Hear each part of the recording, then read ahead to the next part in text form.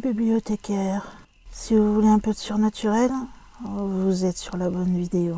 Surtout, n'oubliez pas de vous abonner, cliquez sur la cloche et laissez un petit like sur la vidéo. Ça fait toujours plaisir. Et maintenant, ouvrez bien vos oreilles. L'Alkonost est une créature slave que l'on trouve plus particulièrement dans les légendes russes. Elle a la tête et le buste d'une très belle femme et le corps d'un oiseau. Elle est un des oiseaux prophétiques du folklore russe, avec Cyrine et Gamayun. Le nom Alkonost vient du demi-dieu grec, Alcyone, transformé par les dieux en martin pêcheur. Elle est aussi associée au dieu du soleil, Kors. L'Alkonost est magique. Par exemple, durant les 6 à 7 jours où elle couve ses œufs sur la côte, la mer et le temps restent calmes et le vent faible remplace la tempête. Le chant triste et magique de sa voix est si beau et doux qu'il fait tout oublier à celui qui l'écoute. Pour l'Église orthodoxe russe, l'Alkonost personnifie la volonté de Dieu. Elle vit au paradis, mais entre dans notre monde pour livrer un message.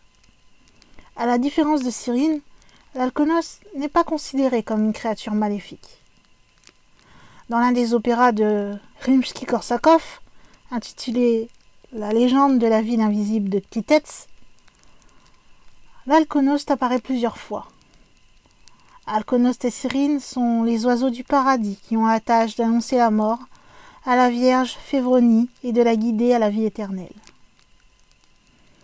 L'Alkonost intervient ainsi avec Cyrine sur l'un des personnages les plus complexes de l'opéra, Févronia. Elle incarne l'idéal d'une foi vécue. Les oiseaux du paradis soulignent en effet son mérite, car elle a su garder et offrir à Dieu ces 3 qualités qui sont équivalentes aux 3 vertus théologales à l'acte 4.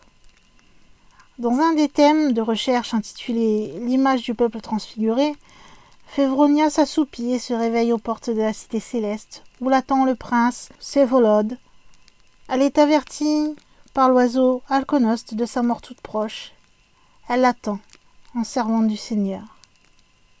On retrouve l'Alkonost aussi bien dans la littérature que dans les loupki, ou bien encore dans les motifs décoratifs d'architecture en bois. Dans sa cosmographie chrétienne-bouddhiste ésotérique, Rosa Mira, Danny Landriff maintiennent que Cyrine, Alkonost et Gamayun se sont transformés en archanges au paradis.